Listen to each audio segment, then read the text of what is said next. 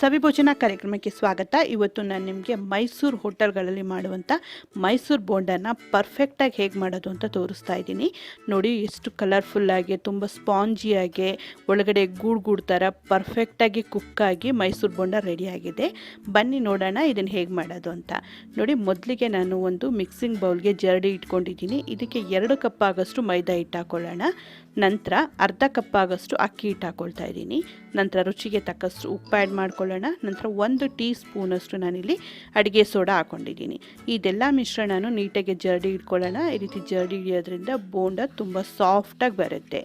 ನೋಡಿ, ಜರಡಿ ಹಿಡ್ದಾಗಿದೆ. ಈಗ ಒಂದ್ಸಲ ನೀಟಾಗಿ ಮಿಕ್ಸ್ ಮಾಡ್ಕೊಳ್ಳೋಣ. ಈಗ ನೋಡಿ, ಡ್ರೈ ಇಂಗ್ರೀಡಿಯೆಂಟ್ಸ್ ರೆಡಿಯಾಗಿದೆ. ಈಗ ನಾವು ಇದಕ್ಕೆ ವೆಟ್ ಇಂಗ್ರೀಡಿಯೆಂಟ್ಸ್ ಅಂದರೆ ಇದಕ್ಕೆ ಒಂದು ಮಿಕ್ಸಿಂಗ್ ಬೌಲ್ಗೆ 1 ಕಪ್ ಆಗೋಷ್ಟು ಮೊಸರು ಹಾಕ್ಕೊಂಡಿದ್ದೀನಿ. ಇದಕ್ಕೆ ಸ್ವಲ್ಪ ನೀರು ಹಾಕ್ಬಿಟ್ಟು ಇದನ್ನು ಚೆನ್ನಾಗಿ ಬೀಟ್ ಮಾಡ್ಕೊಳ್ಳೋಣ.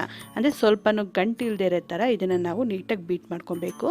ನಾನೀಗ ಇದು ಮಜ್ಜಿಗೆ ಮಾಡ್ಕೊತಾ ಇದ್ದೀನಿ. ಹಾಗಾಗಿ ನೀಟಾಗಿ ಬೀಟ್ ಆದ ನಂತರ ಇದಕ್ಕೆ ನಾನು ಇನ್ನೂ ಒಂದು 1/4 ಕಪ್ ಆಗೋಷ್ಟು ನಾನು ನೀರನ್ನು ಆ್ಯಡ್ ಮಾಡಿಕೊಂಡು ಇನ್ನೊಂದು ಸಲ ನೀಟಾಗಿ ಮಿಕ್ಸ್ ಮಾಡ್ಕೊಳ್ತೀನಿ. ನೋಡಿ, ಈಗ ಮಜ್ಜಿಗೆನೂ ರೆಡಿಯಾಗಿದೆ.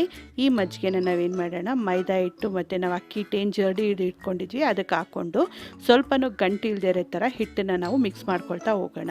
ನೋಡಿ, ಹಿಟ್ಟು ಮಿಕ್ಸ್ ಆಗಿದೆ. ಇದು ಸ್ವಲ್ಪ ಗಟ್ಟಿ ಅನಿಸ್ತಾ ಇದೆ. ಹಾಗಾಗಿ ಇದಕ್ಕೆ ಇನ್ನೊಂದು ಸ್ವಲ್ಪ ನೀರು ಹಾಕಿ ನಾನು ಹಿಟ್ಟನ್ನು ಕಲಿಸ್ಕೊತಾ ಇದ್ದೀನಿ. ಈ ಹಿಟ್ಟಿನದ ಯಾವ ರೀತಿ ಬರಬೇಕು ಅಂದರೆ ಇಡ್ಲಿ ಹಿಟ್ಟು ಹೇಗೆ ಬರುತ್ತೆ ಆ ಹದಕ್ಕಿದ್ರೆ ಸಾಕು. ನೋಡಿ, ಇವಾಗ ರೆಡಿಯಾಗಿದೆ. ಸ್ವಲ್ಪನೂ ಗಂಟು ಇಲ್ಲದೆ ಇರೋ ಥರ ಹಿಟ್ಟು ರೆಡಿಯಾಗಿದೆ. ಈಗ ಇದನ್ನು ನಾನು ಕವರ್ ಮಾಡಿ, ಇಲ್ಲ ಅಂತ ಹೇಳಿದ್ರು ಒಂದು 10 ರಿಂದ 15 ನಿಮಿಷಗಳ ಕಾಲ ಇದನ್ನು ನೆನೆಯೋದಕ್ಕೆ ಬಿಡ್ತೀನಿ. 10 ರಿಂದ 15 ನಿಮಿಷನೇ ಸಾಕು, ತುಂಬ ಜಾಸ್ತಿ ಬೇಡ. ಈಗ ಇದಕ್ಕೆ ನಾನು ಸಣ್ಣದಾಗಿ ಹಚ್ಚಿಟ್ಕೊಂಡಿರೋಂಥ 2 ಹಸಿಮೆಣಸಿನ್ಕಾಯಿ, ನಂತರ ಅರ್ಧ ಇಂಚಷ್ಟು ಶುಂಠಿ, 2 ಟೇಬಲ್ ಸ್ಪೂನಷ್ಟು ನಾನಿಲ್ಲಿ ತೆಂಗಿನಕಾಯಿ ತುರಿ, ನಂತರ ಸ್ವಲ್ಪ ಕರಿಬೇವಿನ ಸೊಪ್ಪು, 1 ಟೀ ಸ್ಪೂನಷ್ಟು ಜೀರಿಗೆ ಹಾಕ್ಕೊಂಡಿದ್ದೀನಿ. ಇದೆಲ್ಲ ಮಿಶ್ರಣನೂ ನೀಟಾಗಿ ಮಿಕ್ಸ್ ಮಾಡ್ಕೊಳ್ಳೋಣ. ಮಿಕ್ಸ್ ಆದ ತಕ್ಷಣ ಇಮಿಡಿಯೇಟಾಗಿ ನೀವು ಬೋಂಡ ಮಾಡ್ಬೋದು. ನಾನಿಲ್ಲಿ ಒಂದು ಕಡೆ ಗ್ಯಾಸ್ ಆನ್ ಮಾಡಿಬಿಟ್ಟು ಎಣ್ಣೆನ ನಾನು ಲೋ ಟು ಮೀಡಿಯಮ್ ಫ್ಲೇಮ್ ಮಧ್ಯೆ ಇಟ್ಕೊಂಡು ಕಾಯಿಸ್ಕೊಂಡಿದ್ದೀನಿ. ನೋಡಿ, ಲೋ ಟು ಮೀಡಿಯಮ್ ಮಧ್ಯೆನೇ ಇರಬೇಕು.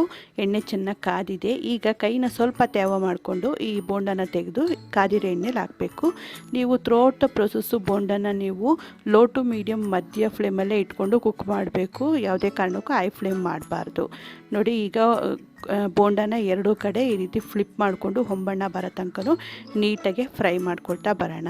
ನೋಡಿ, ಆಲ್ಮೋಸ್ಟ್ ಆಲ್ ಕಲರ್ ಬರೋದಕ್ಕೆ ಶುರು ಆಗಿದೆ. ಪರ್ಫೆಕ್ಟಾಗಿ ಕುಕ್ ಆಗಿರುತ್ತೆ. ನೋಡಿ, ಈಗ ಪರ್ಫೆಕ್ಟಾಗಿ ನಮ್ಮ ಮೈಸೂರು ಬೋಂಡ ರೆಡಿಯಾಗಿದೆ ಹೋಟೆಲ್ ಸ್ಟೈಲಲ್ಲಿ. ಈಗ ಇದನ್ನು ತೆಗೆದು ಸ್ವಲ್ಪ ಆಯಿಲ್ ಅಬ್ಸರ್ವ್ ಆಗೋದಕ್ಕೆ ಟಿಶ್ಯೂ ಪೇಪರಲ್ಲಿ ಇಟ್ಕೊಳ್ಳೋಣ.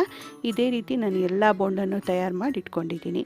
ಇದನ್ನು ನೀವು ಹುರ್ಗಡ್ಲೆ ತೆಂಗಿನಕಾಯಿ ಚಟ್ನಿ ಜೊತೆ ತಿನ್ನೋದಕ್ಕಂತೂ ಸೂಪರಾಗಿರುತ್ತೆ. ಕಾಂಬಿನೇಷನು ತುಂಬ ಸಾಫ್ಟಾಗಿ ಬಂದಿದೆ. ಖಂಡಿತವಾಗ್ಲೂ ಈ ರೆಸಿಪಿನ ಟ್ರೈ ಮಾಡಿ ಹೇಗೆ ಬಂದಿದೆ ಅಂತ ನಿಮ್ಮ ಅನಿಸಿಕೆ ಅಭಿಪ್ರಾಯಗಳನ್ನ ಕಮೆಂಟ್ ಮಾಡೋದು ಮರಿಬೇಡಿ. ಈ ವಿಡಿಯೋ ನಿಮ್ಗೆ ಇಷ್ಟ ಆದರೆ ಲೈಕ್, ಶೇರ್ ಹಾಗೆ ನನ್ನ ಚಾನಲ್ಗೆ ಸಬ್ಸ್ಕ್ರೈಬ್ ಆಗೋದು ಮರಿಬೇಡಿ. Thanks a lot for watching.